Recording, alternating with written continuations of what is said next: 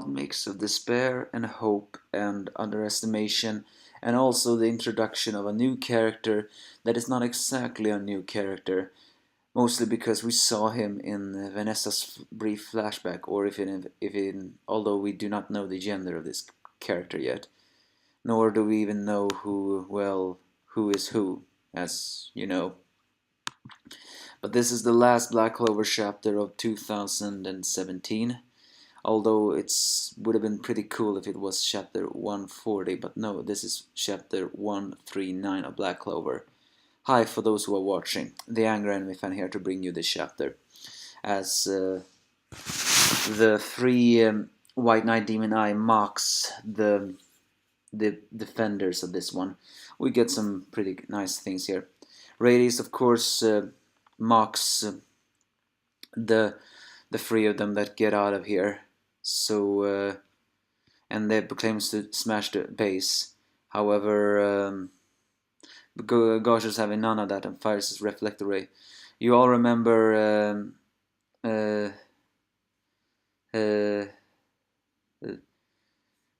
you all remember the fact that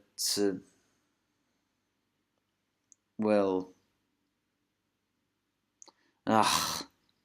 damn it! Did I drop her name again? Well, either way, the gel magic doesn't work. I mean, the gel magic neutralizes Gauche's magic, as you all know. But the fact is, there's orders from the boss not to kill Gauche, given to the fact that we saw a flashback that implies that Gauche is also a descendant of the elves. That makes sense. However, the thing is, for now, Gauche is on the side of the good, meaning that he's not influenced by the elves of the past. Although there's no telling when that will happen. Sally, that was her name, sorry. So, and apparently the captain took out both Charmy, Vanessa, and, Magna to do something else.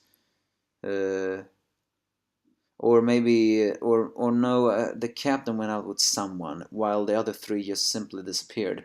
Meaning they have to, these three are the last to defend the base. Either way, Sally empowers a zombie with some kind of special fortification. And we see Gordon's. I know I didn't remember his name last time, but that's because I didn't remember it.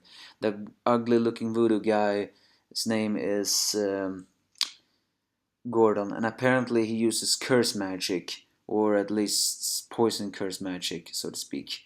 So, and his magic is actually written in Germany. Huh. Is he meant to imply some kind of Germish stereotype or whatever? Or a Germish stereotype is, enemy-like. Who knows? But apparently Sally's magic is so powerful that it can neutralize even poison. So Grey jumps into the fray by remembering a new magic. Unfortunately for her, she has to dispel her transformation in order to do that. Apparently her transformation is also meaning she can transform other thing. It's called magic convert. So again, Grey can have some pretty useful magic. She only has to get behind her, shy personality, so to speak.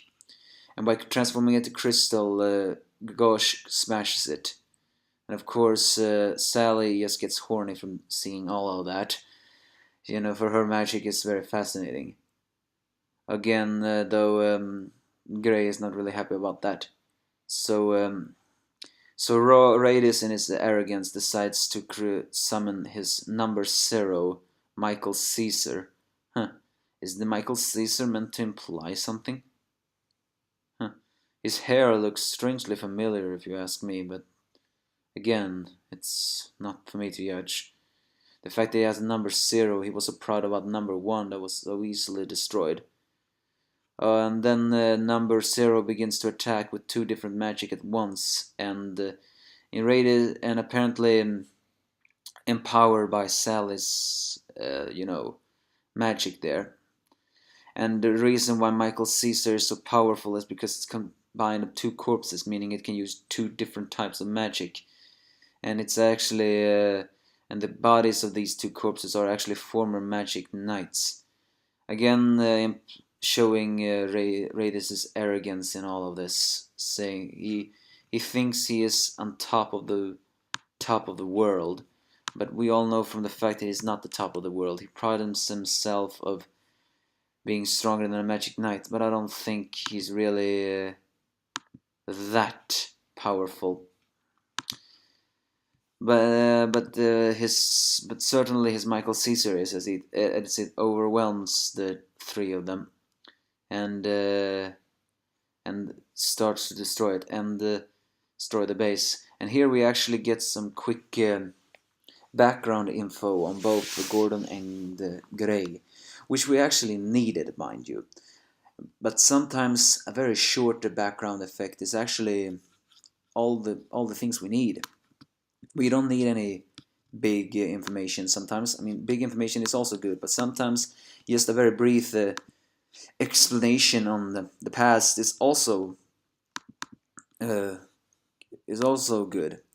Apparently, Gordon was born into a family whose very livelihood was magic, and he wasn't allowed to have friends, which is why he is so desperate of having friends. And since his livelihood was magic, it's no wonder he got a little bit, strange. He didn't know how to interact with people. So, and he was also loathed by those around him for his poison magic, apparently implying that his magic is poison, not hex magic. Huh. Does that mean the enemy did a mistake, or is this poison hex magic the same thing? Who knows? You can give me those thoughts. Gray, on the other hand, she never had any confidence in herself, and her true self will never shine through. So, and not anyone believed in her. She was just weirdo. I mean, unlike Gordon, that feels a little bit weaker, but at the same time not. I mean, I know everything there is, well, almost everything there is to know about loneliness, because deep down I have suffered from depression a lot. Mostly because, do we even know where we belong in this world? If you ask me, we don't. Do we even know if we belong anywhere? Do we even know if we're gonna reach anywhere?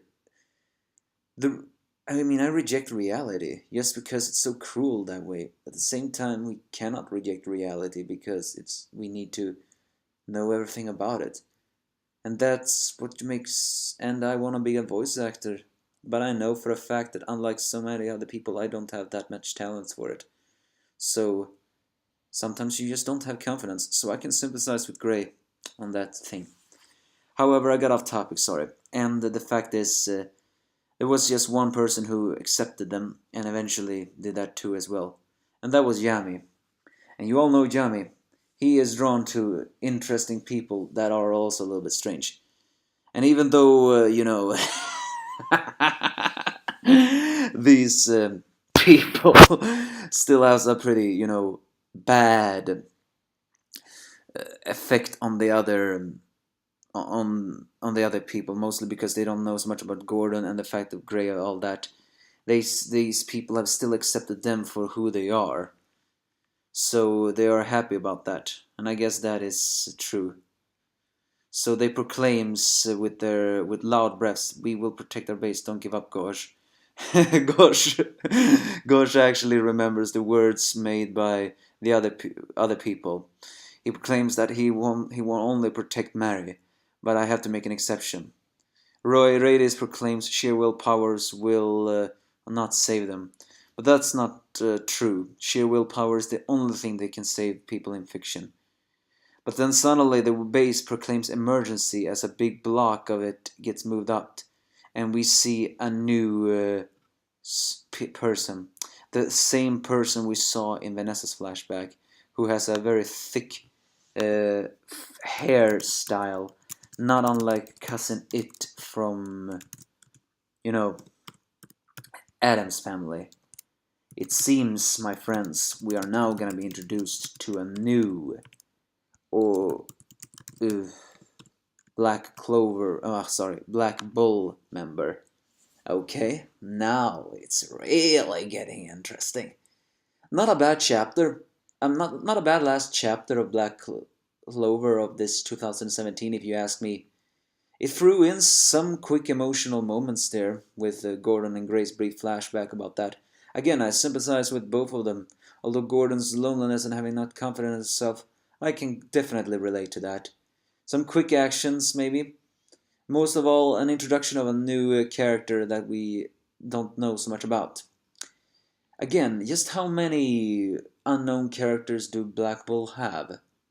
We don't know, but the way this is introduced, is this meant to imply that this cousin it-like character may actually be very dangerous? Moreover, why did the base say emergency? Or did it something else?